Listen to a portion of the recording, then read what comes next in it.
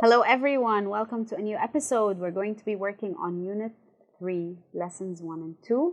Our topic of the day is at the weekend. So I want you to think about the kind of activities and outings you have during the weekend and just write them down in the comments or write them down in your notebooks. Let's get started with our objectives for the day. We will talk about weekend activities. We will read emails about Tariq and Hassan's weekend activities. And we will answer questions. We will use future forms going to and will. And we will talk about plans for the weekend. Now, I would like you to look at the two pictures below and tell me which activities do the pictures below show. Is it going on a journey, or have a picnic, or stay with relatives, or visit an ancient site? Question 2. Do you have any of these activities at the weekend? Do you complete or do any of those activities over the weekend? Yes or no? Now the answer is having a picnic. So the picture on the right hand side is have.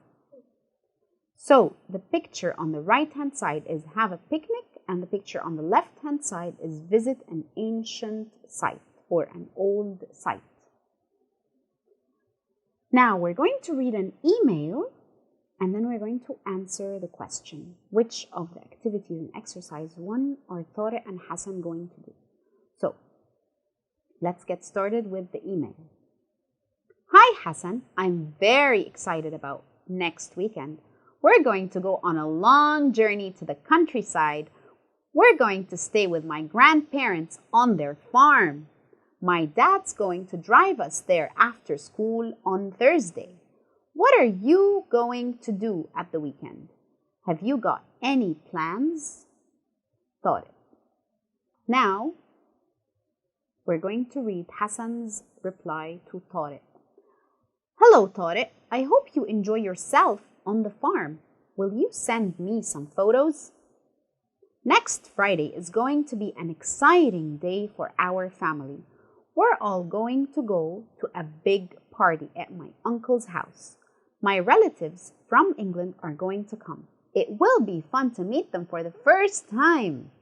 On Saturday, we're going to visit an ancient site, the temples at Abu Simbel. I am doing a project about them. Then we're going to have a picnic too. Enjoy your weekend, Hassan. Now, which activities in exercise 1 are Tariq and Hassan going to do? Tariq is going to go on a journey and is staying with relatives, whereas Hassan is going to go to his uncle's house, visit an ancient site, and have a picnic. Now, let's go to exercise 3. Are these sentences true or false? The first one is done for us. Tariq lives on a farm. This is false, of course. Tariq's grandparents live on a farm, not Tariq himself. Question 2. Tariq is going to travel far next weekend. Is this true or false? This is true, in fact. Question 3. Hassan is going to go to a party in England. This is false. The party is at his uncle's house, not in England. Number 4. Hassan's relatives all live in Egypt. This is false. Some of them live in England, not Egypt. Number 5. Hassan is doing a project about a farm. This is false. The project is about an ancient site. And number 6. Hassan is going to have a picnic. This is, in fact, true. Now we're going to jump to lesson 2. All you need to do in this exercise is underline the future forms in these sentences, or the forms of the verb that are happening in the future tense. Number 1 is done for us. We're going to go on a long journey to the countryside. So we underline are going to go. Question 2. What are you going to do at the weekend? We're going to underline are going to do, because this is in the future form. It is still going to happen. Number 3, will you send me some photos? We're going to underline will and send because it is in the future form. It's still going to happen. It hasn't happened yet. Number 4, it will be fun to meet them for the first time. Here we will underline will be because it is in the future form. Number 5, then we're going to have a picnic. We will underline we're going to have. Now let's jump to our grammar box. The future forms are going to and will. We use am, is, or are plus going to plus the infinitive form of the verb when we are sure about future plans, decisions, and intentions. So when I'm sure that something is going to happen, I use am, is, or are plus going to plus the infinitive. Let's look at the example. We're going to stay with relatives this weekend. That means we have already decided to do this. It is not unplanned. It is a planned event that's going to happen. I am not going to go to school today because it's the weekend. Here, I am sure, or my intentions are clear that I'm not going to go to school. We use am, is, are, plus going to plus infinitive to express prediction based on evidence. So I can predict or guess something that's going to happen based on information that I have or know of. Let's understand by looking at the example. Hassan's playing really well. He's going to win the game. Here we have information that Hassan is a good player because we can see it. So we expect or we predict that he's going to win the game. He will win the game. Now, we use will and infinitive for predictions without evidence.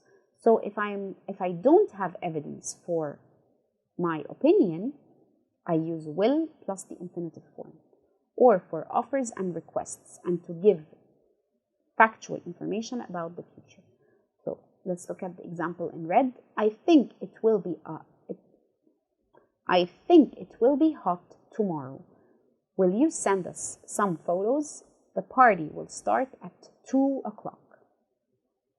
We also use will plus infinitive when we decide to do something at the moment of speaking.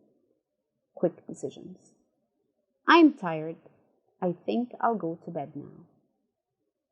So we use will and the infinitive form when we decide to do something at the moment of speaking. So let's say you're talking on the phone and you feel exhausted. You tell the person on the phone, I'm tired. I think I'll go to bed now. So it's a decision that you made right away, very quickly. You can use will plus the infinitive form for a decision that you make while speaking. Now we're going to go to exercise 2. Write the sentences with going to or will. So you will choose either one, or you're going to use going to or will based on the sentences. Number 1 is done for us. I can't ride a bike very well. Oh no, I'm going to crash. Now exercise 2. I go to the park with my parents at the weekend. Do you want to come? In this case, we use I'm going to the park with my parents at the weekend. Do you want to come? Question 3. Can anyone help me carry this heavy box? Yes, of course. I'll help you. Now, exercise 4. Question 4. Look at the sky. It's full of dark clouds. It rains soon. It's going to rain soon. Number 5. Do you think there'll be flying cars in the future? Do you think there will be flying cars in the future? And the last one, number 6. We visit a museum tomorrow. I'm sure it will be interesting. We're going to visit a museum tomorrow. I'm sure it will be interesting. Now, our favorite part, the conversation. Talk about next weekend. So, I want you to think of the plans that you have for the upcoming weekend, and I would like you to discuss it. Let's look at the example we have together. I'm going to go to the countryside with my parents. Are you going to visit your relatives? Yes, I am. When will you come back home? So I want you to think of what you do on the weekend and discuss it with a friend or a family member. Guys, you did a great job. Now we're going to wrap up together. Let's see what we have accomplished today. We have done the following: talked about weekend activities, read emails about Tariq's and Hassan's weekend activities, used future forms going to and will, talked about plans for the weekend, and thank you very much, guys. This was Ms. Sara Bassioni. Have a wonderful day.